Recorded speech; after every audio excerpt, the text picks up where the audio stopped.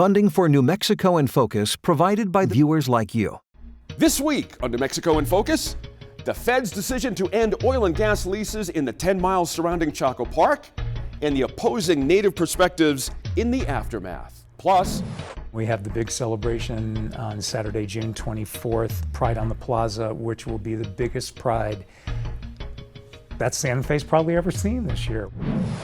3 decades of Pride in Santa Fe, why organizers say this year will be bigger than ever, and an update on the state of LGBTQ+ rights in New Mexico. New Mexico in Focus starts now. Thanks for joining us this week. I'm your host, Gene Grant. Santa Fe Pride is celebrating 30 years this month. In about 15 minutes, senior producer Lou DeVizio speaks with Kevin Bowen of the Human Rights Alliance to discuss how New Mexico compares to the rest of the country when it comes to LGBTQ+ protections. Then, in the second half of the show, Our Land's Laura Pasca sits down with author Michelle Otero to talk about her new book and how the act of writing can heal past traumas. In about 25 minutes, the Line Opinion Panel and I will talk through a proposed policy change at Albuquerque Public Schools. It would force administrators to deny enrollment to students with previous disciplinary issues. I'll ask our panelists if the move could push more kids through the cracks and into the criminal justice system. But first, we head to Chaco Cultural National Historical Park, where a decision to halt future extraction leases led to a protest that forced a U.S. Cabinet Secretary to relocate a homecoming event. Let's get to the line. Welcome to this week's Line Opinion Panelists. We're joined in studio this week by Merritt Allen of Vox Optima Public Relations. Always glad to have her in. Martha Burke is across the table. She is a political psychologist and an author and a podcaster.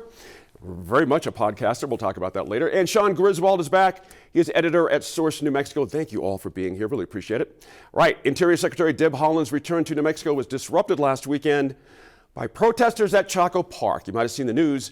The plan was for Ms. Haaland to talk about the U.S. Interior Department's 20-year ban on new extraction leases on federal lands within 10 miles of Chaco Canyon. Now, Secretary Haaland changed the location of the event to Albuquerque after protesters blocked the road. And Merritt, a group of Navajo Nation landowners who receive financial royalties for oil and gas around Chaco are upset over the Secretary's decision. They say it will cost them a chance at leasing revenue because their interests are now essentially locked out. Are they right? Is this basically a financial argument at that level?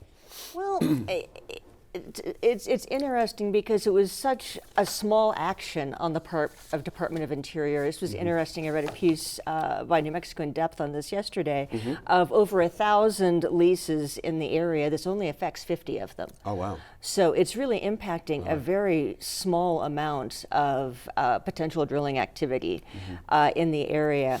And so I put on my former government public affairs hat and thought about, okay, what are the optics? And here's the thing, when you're working for an executive agency and you're in DC, you're looking through the lens of the Washington Post and Congress and maybe the New York Times. That's right. And from that perspective, this looks great. We're saving Chaco Canyon. Right. And so, and I'm doing my boss's bidding. I'm saving a national landmark. I'm reducing the impact of a national impact, reducing the impact of oil and gas on a national landmark. I'm doing something for Native Americans. What could go wrong? That checks off all the positive checks, right? Right, Yeah. and the Washington Post is going to pick up on that story. They're not going to get into the nuance of it. Most people at Department of the Interior do not care what the Albuquerque Journal thinks. That's right. So it's a really good Washington story. Yeah. Problem is, Secretary Haaland is from New Mexico. That's right. That's right. And she's probably going to come back here. Yep. So this boomeranged quite badly for her. Interesting. And the Navajo Nation, of course, is not divided, is not united in their perspective on this. You've got individual landholders who are very unhappy about this because this is a key source of revenue for them.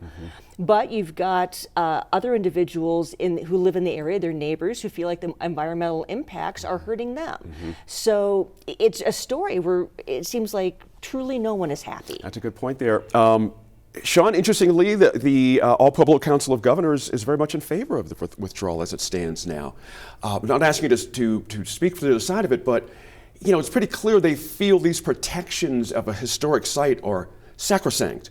Is that how we should be looking at this at some level? I mean, where's El Pueblo Council coming from on this, in your view? You know, it's fascinating. You know, you bring up the story, Washington Post and everything. You know, the people who paid attention to this story got a little bit of a taste of some intertribal issues that happened between, that have been going on here before this was even a state, before any first contact has happened.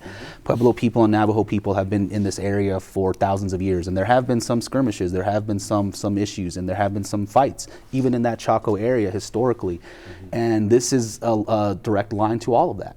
And I think what we're seeing out of some of the language with some of the land allottees in the area was a little bit alarming and a little bit surprising. And I think that the stance of the All Pueblo Council of Governors is doing is that they're looking for tribal solidarity. They're looking to say that we as the 19 Pueblos want to work with our Apache band relatives, as well as people from the Navajo Nation, come together as they did during the redistricting process. As we see, they say when we work together, we can enact change, we can do, form public policy and show political will. But then we see the divide here. And that happened with the differences in administrations. As we saw, the Navajo Nation elected a new president, and this is a new administration that has different procedures, different policies in place, clearly different ideas. Because not only the president is new, you also have new speaker, council, Navajo Nation Council, and one of their first acts when they took order was to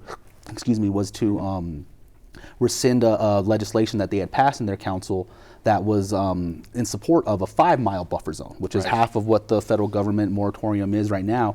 They rescinded it to say, no, we don't want it at all. And so that just shows that as of right now, while the Pueblo Council of Governors is looking for tribal solidarity, it's just not right there right now. And it's a little bit split, and you're seeing that play out right now with the Chaco debate.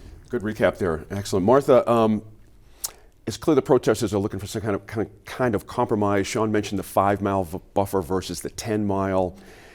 That's a tough moving piece, because it could be 3 miles, it could be 2 miles. Who knows what the actual real number is to protect anything. But those who support the Secretary said there's a misunderstanding, pointing out the fact that existing leases can remain. Exactly. You see what I mean? There's a lot of, how do we parse all this? It's hard to follow this. I don't think they're looking for a compromise. I think they're looking for publicity. Gotcha. And I think Merritt is right. Some of this is coming out of Washington.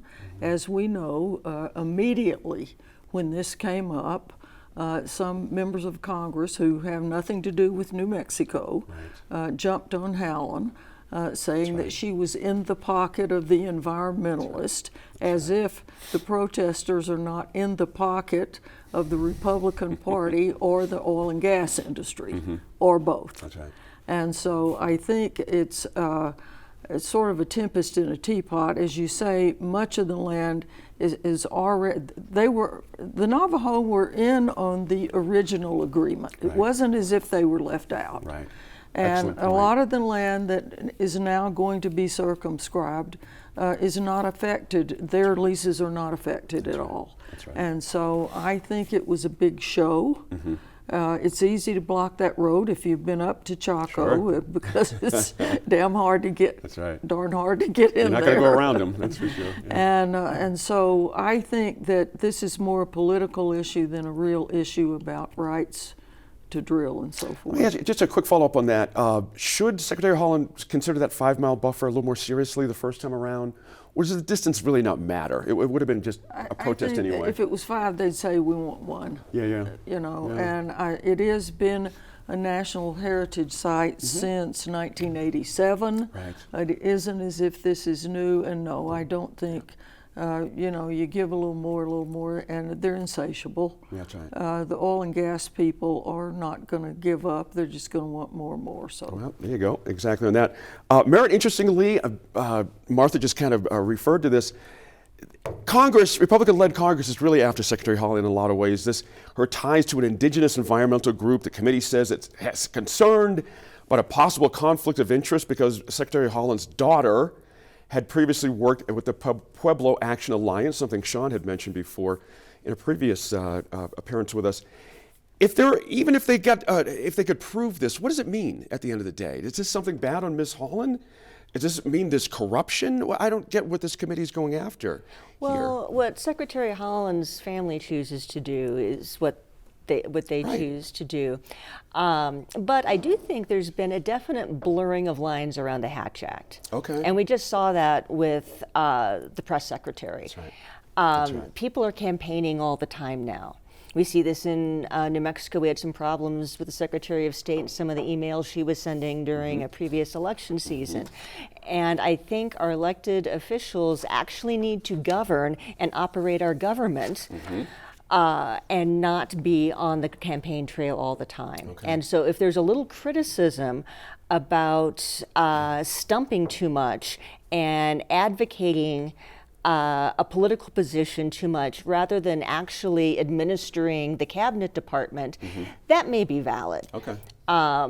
That said, House Republicans are, the House is always going to be more emotional and more visceral, whether it's House Republicans or House Democrats in the majority.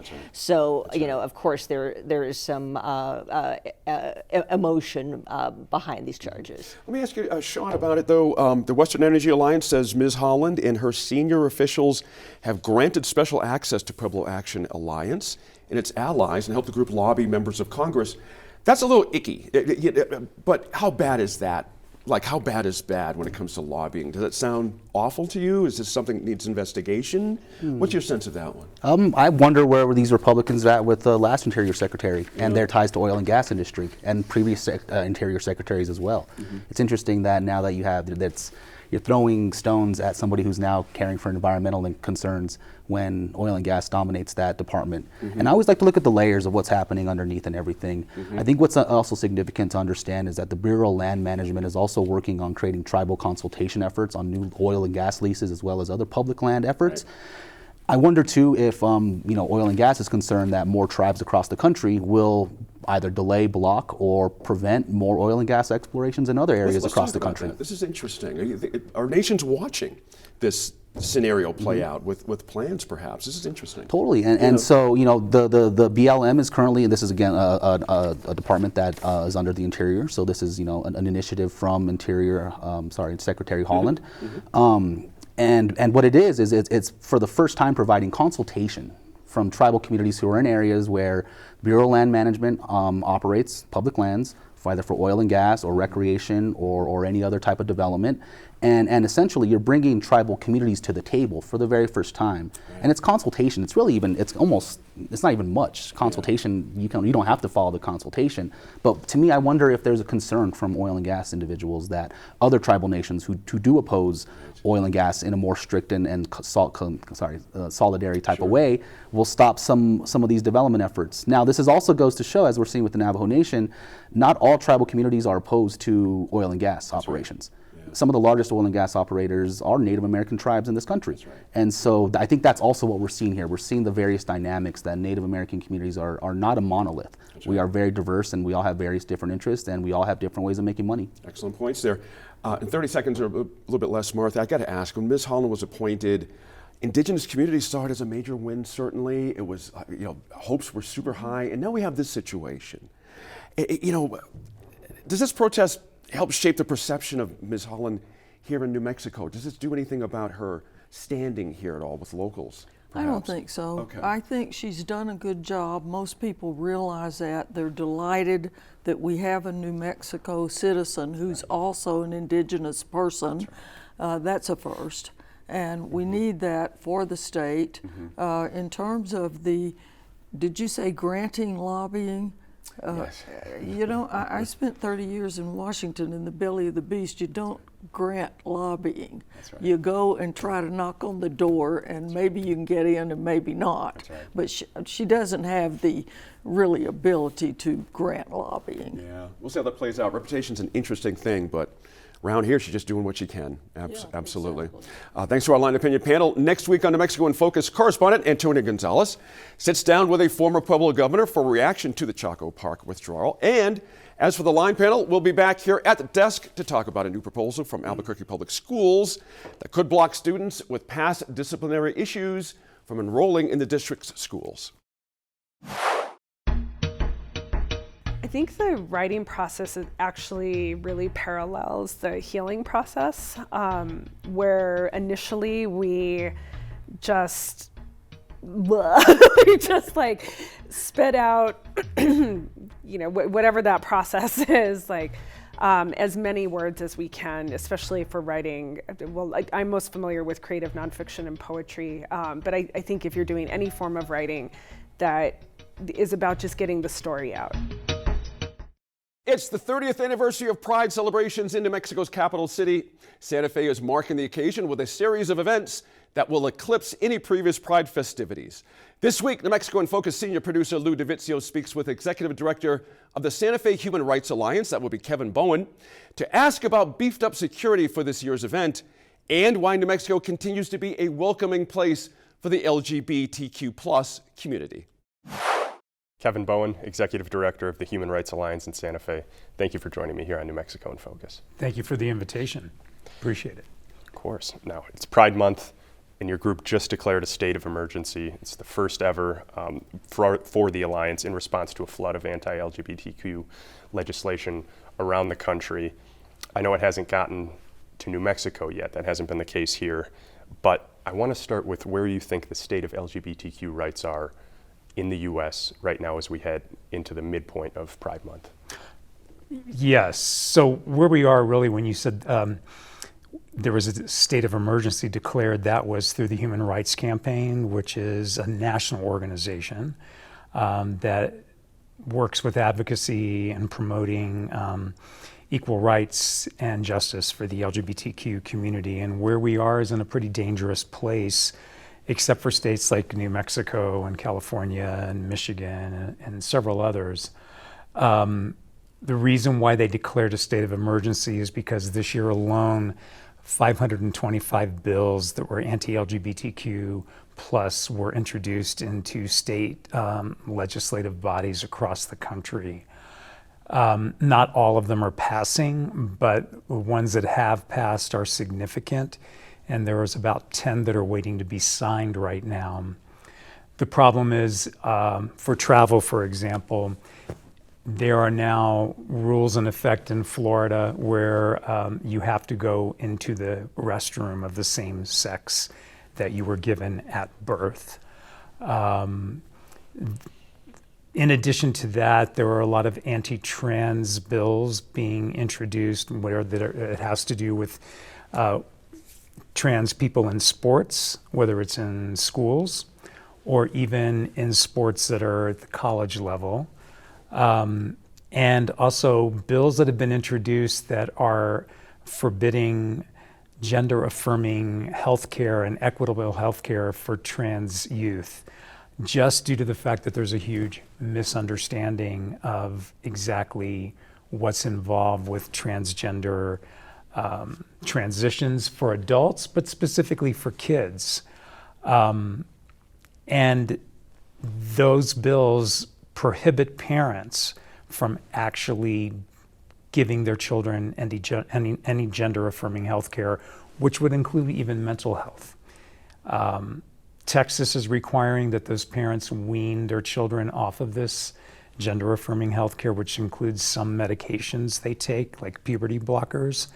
And if they don't wean them off, then it will become something the parent could become arrested for, or the child could be taken away from the parents. So it's not a really pleasant place where we are right now in this country, and it's not as if we've seen an end to it. It just seems to be escalating, which is why they issued the state of emergency.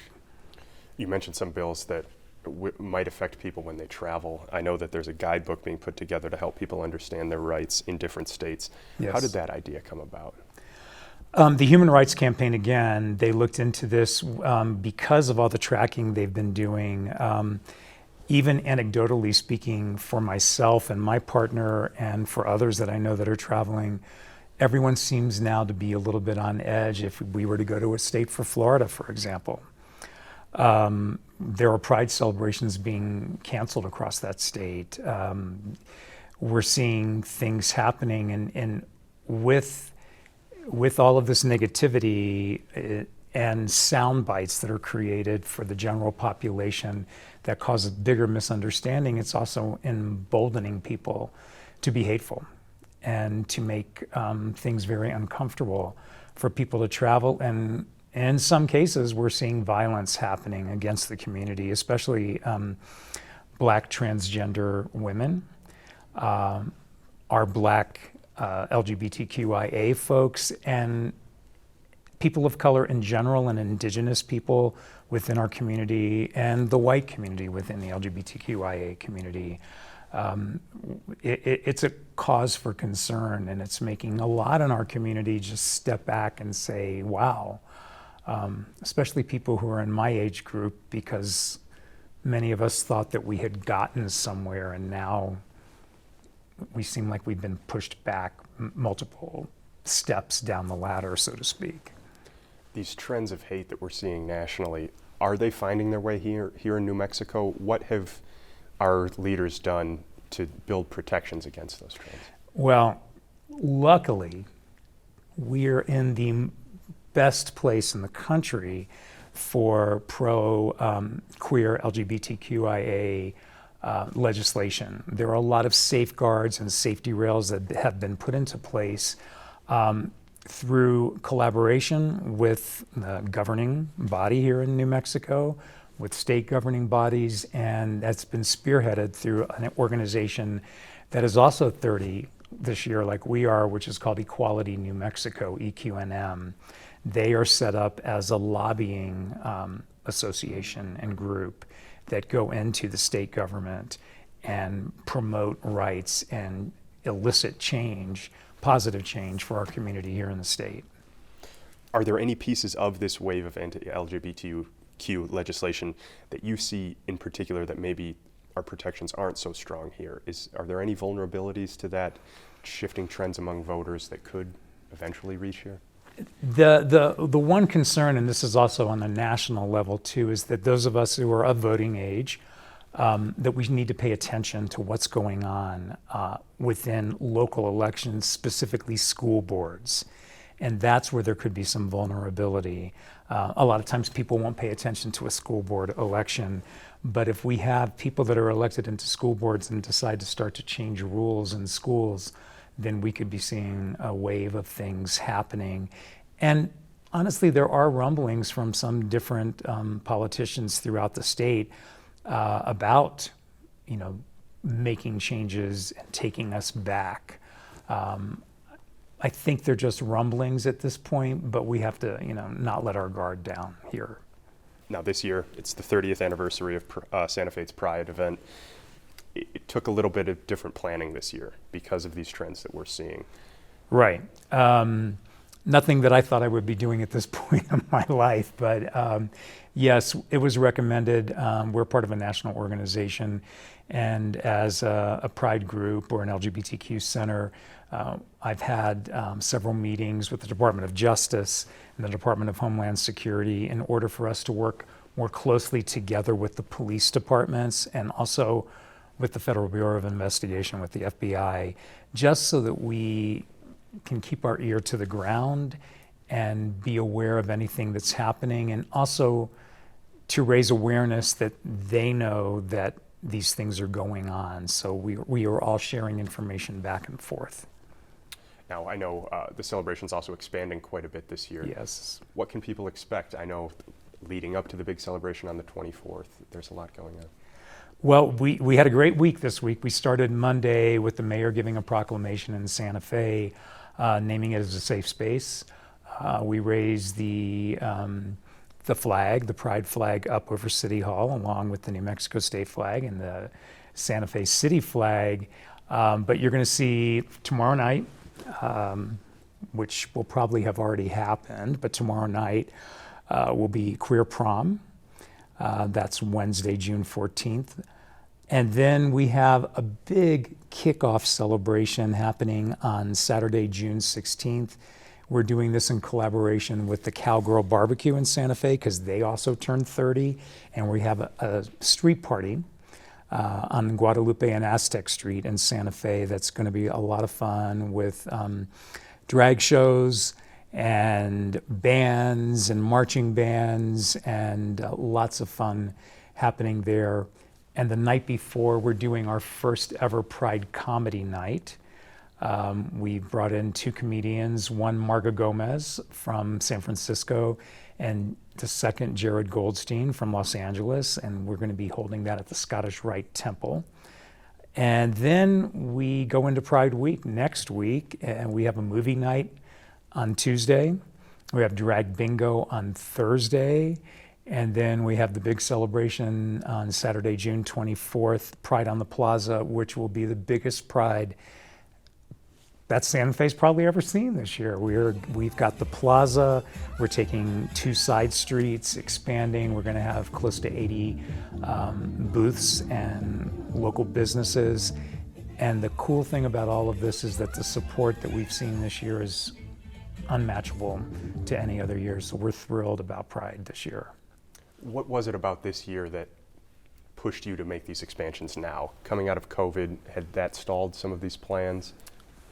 Yeah, it did. When I first took over this organization, which was about 3.5 years ago, we went right into COVID. I started in November, and then February was COVID.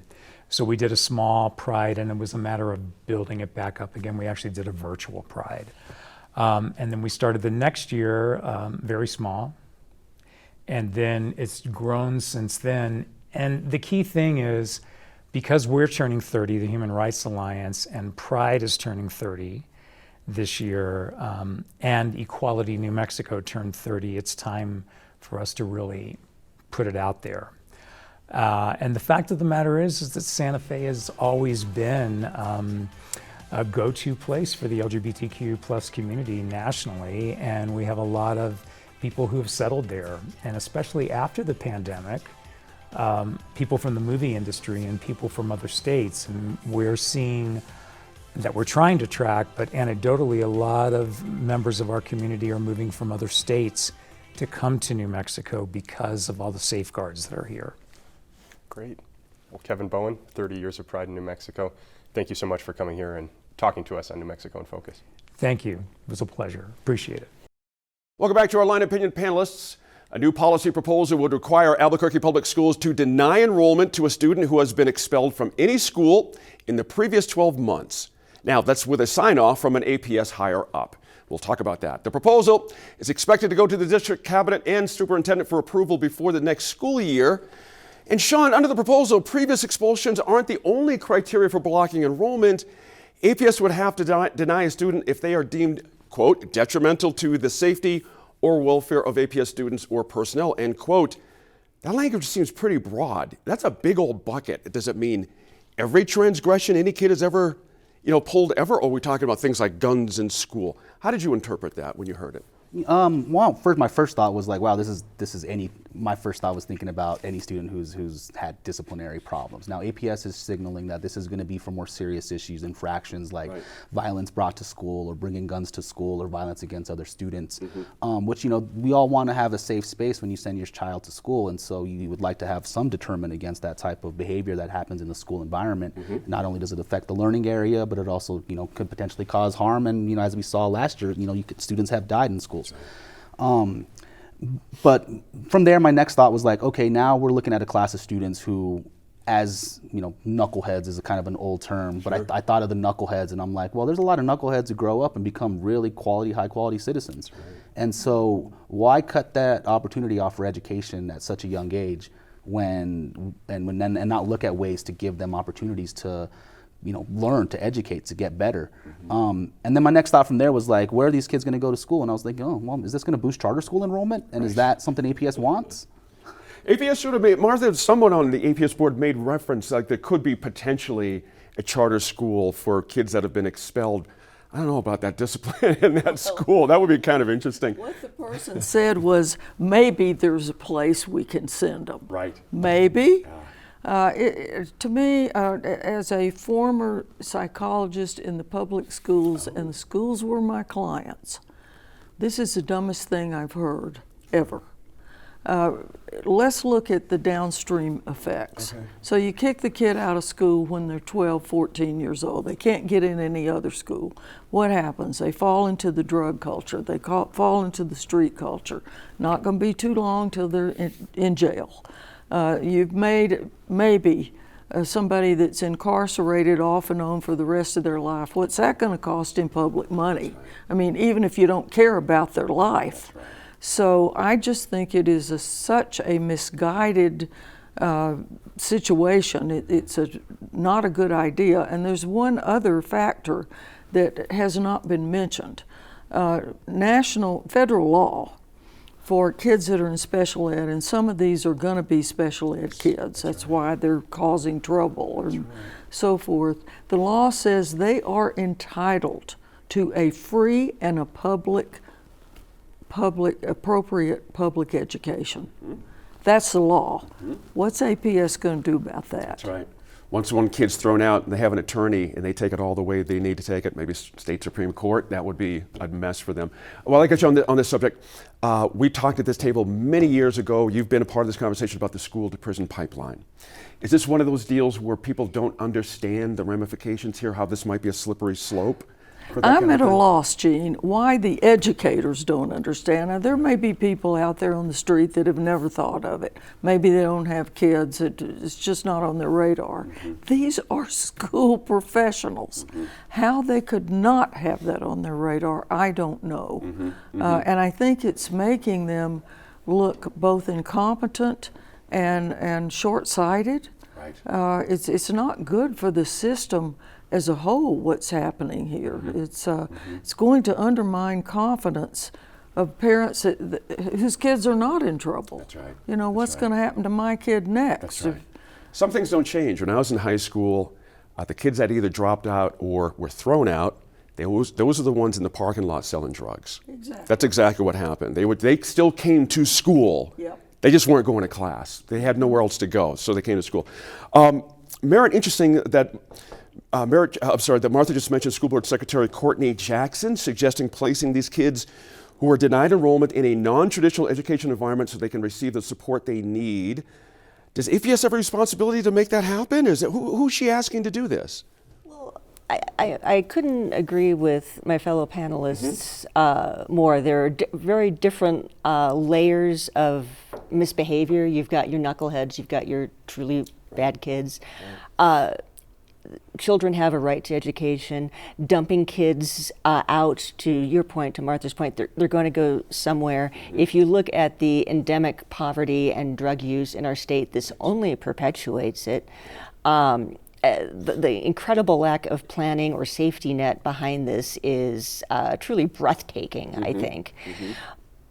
An alternative school is not a shocking or revolutionary idea, and let's be clear, I'm not an educator. I'm an econ major who works in PR. Hello, and I'm thinking of this. This is not. I have no school board experience. It's very typical in Silver City. They created an alternative school years ago. Right. Fairfax County, which is one of the Fairfax County, Virginia, which is one of the best school districts in the state, 20 years ago. Developed a school. They had an alternative school, and then if that did not work out, a truly last chance school, and you spent half the day fulfilling your high school credits, and the other half day working construction. Oh, wow. So if school was really not going to work out for you, you actually had a trade, so you could go get a job. Wow. You know, instead of just jettisoning the kid out in the street and saying good luck and we'll see you down the road. Right. Yeah. We cannot figure this out. Right. We really cannot figure this out. Wow. I mean, shame on you, APS. That's really all I have to say. You know, I want to go back to something, Sean, you mentioned. One of the district officials quoted in that journal article that came out this week mentioned the proposed policy could be aimed at kids who have brought guns to school but weren't disciplined for it. This is my big question. How can you not know the names of every child that has brought a gun onto an APS campus? Just let me get that out of my system. What do you think about this idea about targeting kids that have brought guns to school? I mean, honestly, I think that's probably a bit of misinformation. You're right. I mean, how can you? First, it also shows a lack of distrust within your schools, your principals, assistant principals, teachers. You're saying you're incompetent enough to not be able to provide all this information. So one, I don't even know if that's entirely true. One thing that really sticks out to me a lot of this as well is, all politics is local, and, while the school board itself is nonpartisan, there's not Democrats, Republicans listed on the school board. When we looked at the new makeup of the school board, we looked at campaign donations. And the school board, the majority now, we found out of the new people elected to it, had a lot of Republican backed financial donors. And so it's really interesting to understand, like, is there a political motive behind the school board that is not supposed to be partisan, but it is made up of Republicans? That's right. That's right. And there are policy issues that are showing that coming to the surface now. Martha Albuquerque Teachers Federation President Ellen Bernstein, we all know her. She was quoted in the Journal piece saying, quote, "Everybody makes mistakes, and if you can't ever rectify the mistake, what do you do?" That's a fundamental question, it seems to me. That seems to be the first question that should be on the table before you get to where we are with these school superintendent folks. Is she right on that? Well, if you can't rectify it, have you tried rectifying it? Right. That's a core question here. Or just kick them out. Right. You know, what is there a school within a school model? Some districts around the country have that. You know, where kids can go to cool off, they can go to get counseling and that sort of thing. You have to have tried before you can say, well, it's hopeless. That's right. That's right. Exactly right. Meredith, let's finish up for us, if you would, on this idea of second chances. In our legislature just this past session, we had a second chance bill passed for juveniles who are doing life sentences. But we can't seem to find a second chance way for a kid that screwed up on a school campus. Something seems a little off here. Is the school board off the beat here? Meaning this is an era of second chances. We've been talking about this here for about a decade here in New Mexico, but this seems much more punitive. What's your thought on the flow? Are they in the flow of society here? What are they? I think this is completely off, and you have to think about, again, to the point, where are these children going to go? Right. Are they going to go get a responsible job? Are they going to have the skill? Is anybody going to hire them? Thank you. No. Why are you on the street? I got thrown out of school. The door slams in your face. That's right. I mean, no one has thought past, well, they're not going to be in school with my child. I mean, this makes no sense. Isolating these children further gets nothing done. And I don't feel like this is a particularly liberal or conservative position. It's just simply a matter of our society and an obligation to educate our children, which is kind of Develop Nation 101. That's right. That's right. Yeah, this is not, this well said. Isn't very, very complex. John, actually, I want to ask Sean to finish up for me. Not that I didn't love your point there, but is this the time, Sean, for groups that represent kids of color to come to the forefront now, not after this is potentially in place, but right now, and say, no, we need to talk about this? Is this one of those moments? This is definitely a moment to bring that up, because we are going to see a disproportionate amount of students who are disciplined who come from communities of color, and also when you look at other school districts who might even want to see this as a potential model to deal with their own issues, like who's this going to affect in the very end of it, all. Right. So yeah, definitely, this is a time for, I think, everybody to stand up and say we don't want this. Because right. what is that school or this space that they're looking to create? That sounds like a jail.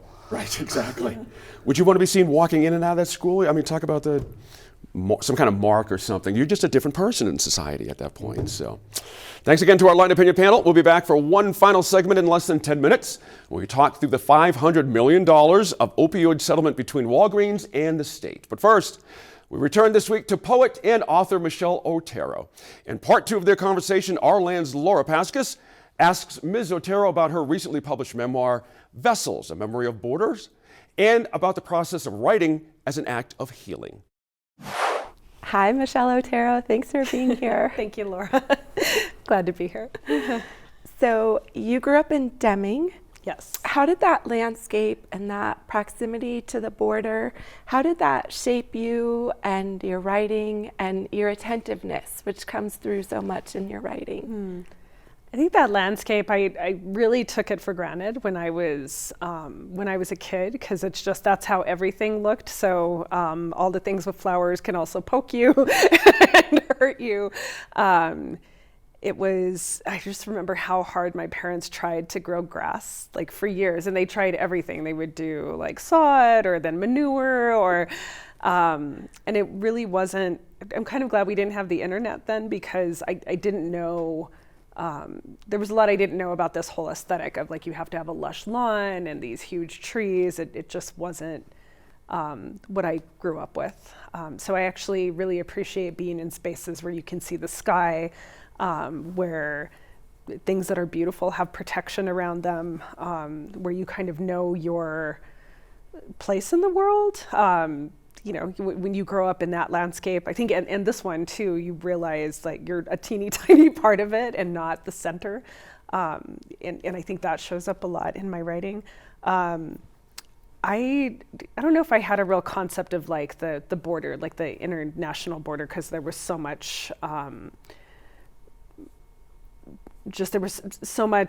they're in such close proximity to each other that Mexico almost didn't feel like another country in really conscious ways. And then in profound ways, it totally did, right? So, in Deming and that whole area, there's cotton, there's chili.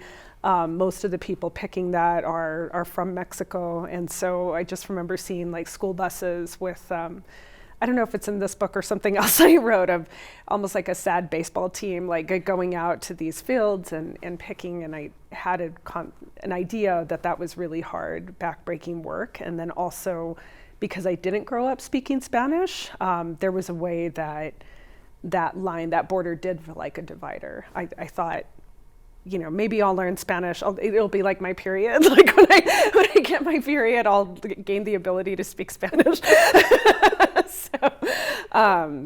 So in that sense, it was, I was pressed right up against it, and then also very separate from it, just in terms of like language. And then also, as I've gotten older, I think the privileges, like the stark contrast between what it means to have U.S. citizenship and what it means to not have that, especially if you're from Mexico, has just become more and more pronounced as I've become more conscious too.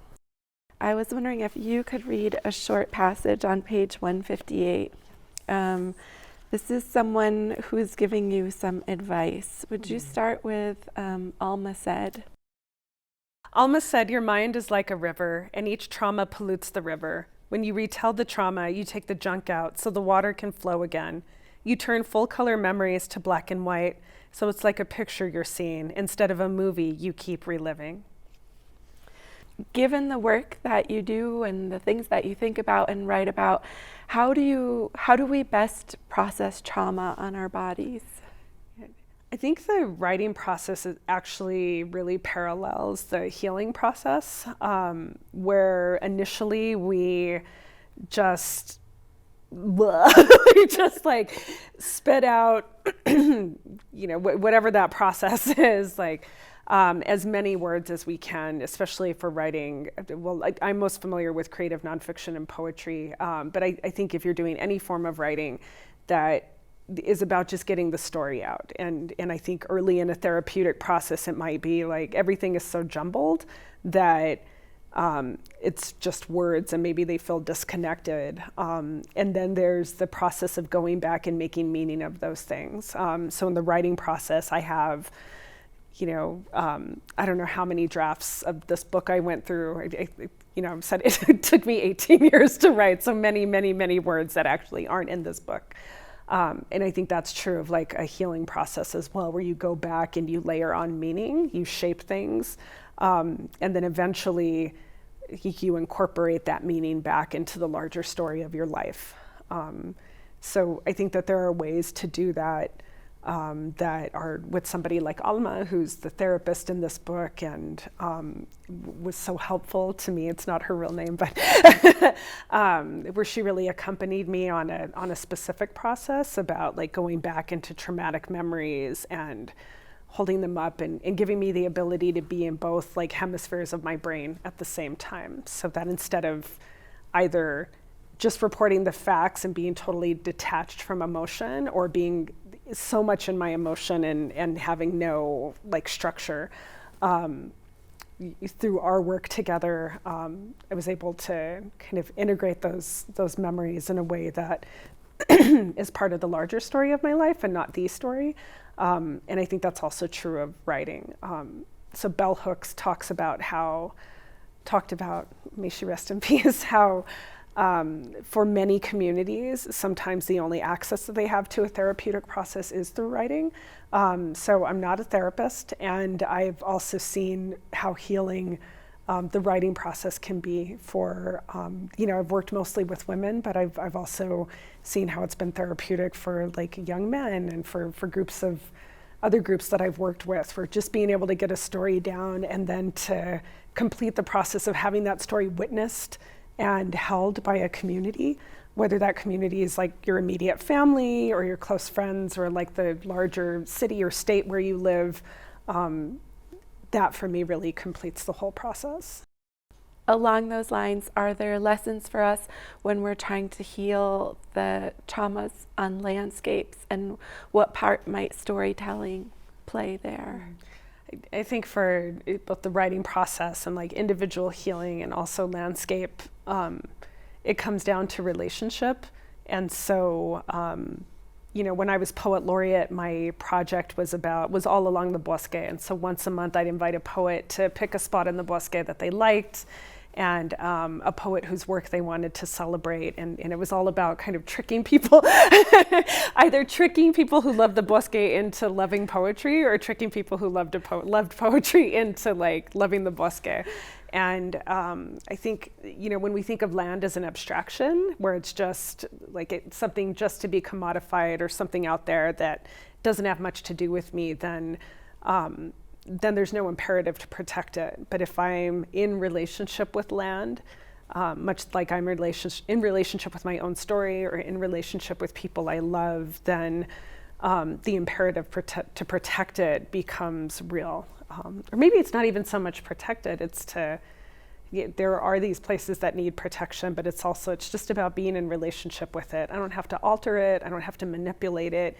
I see it, and if it's in need of like restoration or healing, like if a dam needs to come down, if a river needs to, you know, go back to its natural flows, if something like salt cedar needs to be removed, it's like, how am I supporting this thing that I love, this entity, this piece of land that I love in its fullest expression. Well, thank you, Michelle. I have loved your poetry over the years, and I really, really love this memoir. So thank you. Thank you. Welcome back to our Line Opinion panel for one last segment. The pharmacy chain Walgreens has agreed to pay New Mexico $500 million to settle the state's legal claims over the company's role in the opioid epidemic. Now, that settlement is the largest in New Mexico's history of court battles with opioid manufacturers and distributors as well. And it marks the last in a series of deals struck with final pharmacy carrying companies, including Albertsons, CVS, Kroger, and Walmart. Get this, those four chains settled with the state last fall for a combined $274 million. The Walgreens money is going to be spread across the next 15 years. This is interesting too. I want Merritt to touch on this. 55% going to local municipalities, 45% of it going to the state. Now, beyond that breakdown, we don't have many specifics, Merritt, on how the funds will be used. Maybe a little more transparency might help here, but in your initial thought about how the money breaks down and who gets it, is this fair to everyone involved? I think that seems right. It worries me that there is not the infrastructure to accept that money. Right. I mean, we don't have the providers to really manage that money and provide treatment, and so I hope the state would look at using their portion of the money to help create that infrastructure. Or consider an investment fund to sustain a behavioral health network. I think that would be the most sensible. That would be the most sensible thing, because when we got our notes from the show, one of the questions was, can the state manage this money effectively? My first thought was, no, of course not.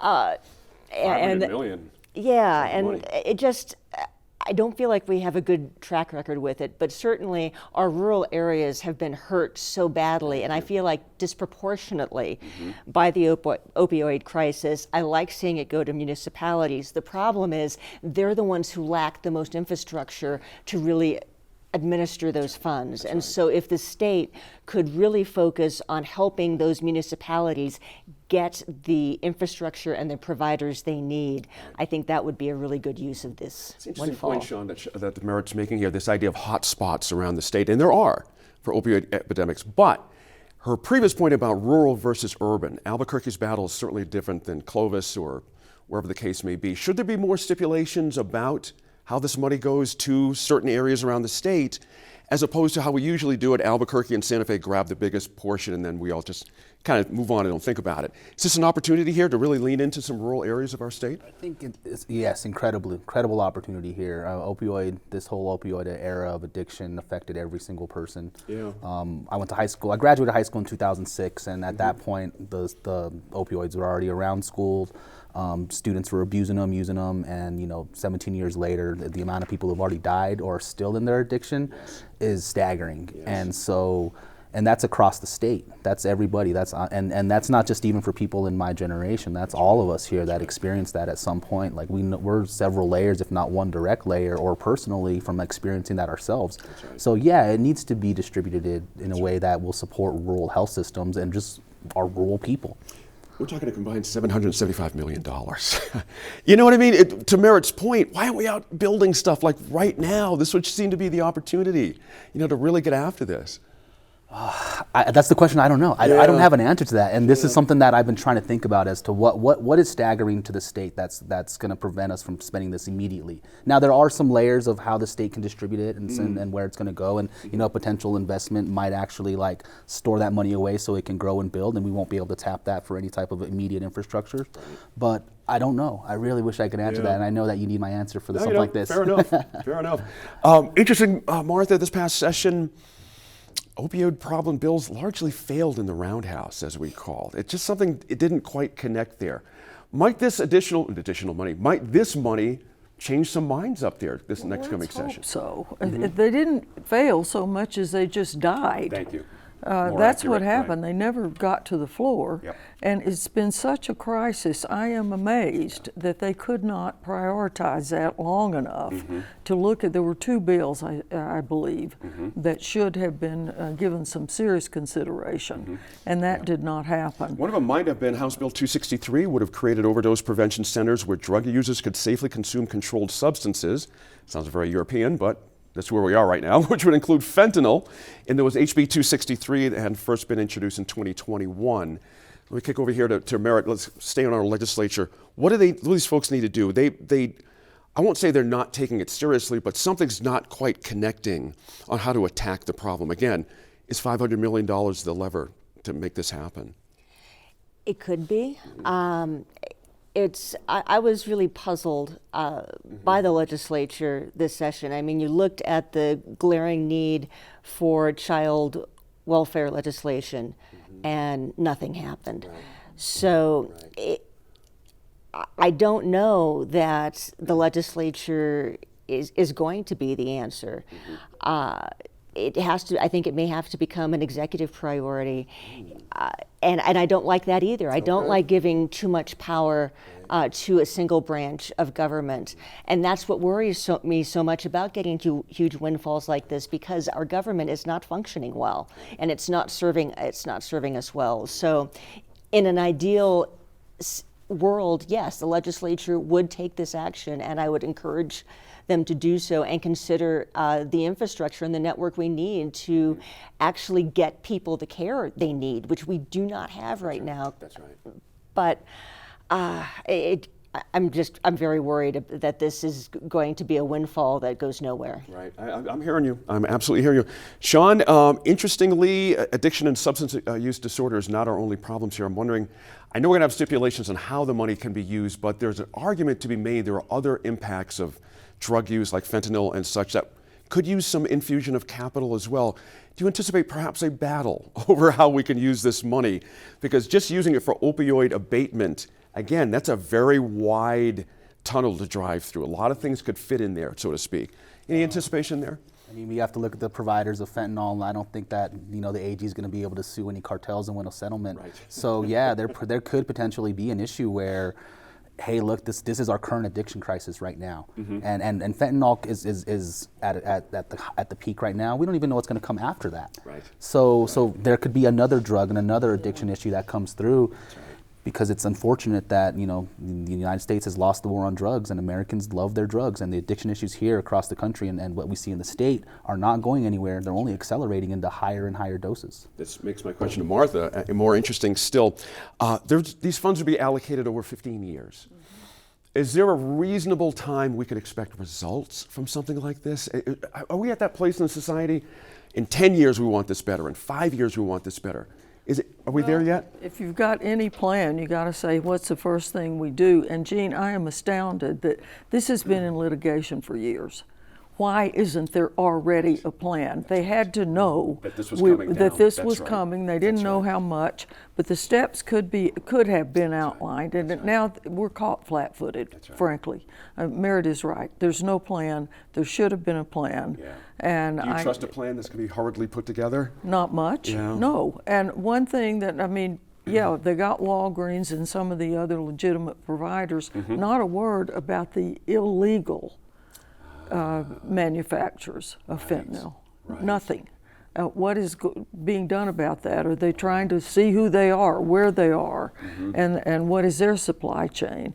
Walgreens and the rest of them, they probably did a cost-benefit analysis and said, we're going to make more money on fentanyl than we're going to pay out in a settlement. That's right. But the illegal folks seem to me to just be off the radar. That's right. That's right. Interesting point there.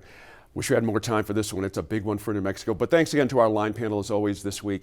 Be sure to let us know what you think about any of the topics these folks covered on our Facebook, Twitter, or Instagram pages, and catch any episode you might have missed on the PBS app, which is pretty cool, your Roku or your smart TV. Thanks again for joining us, for staying informed and engaged. We'll see you again next week in Focus.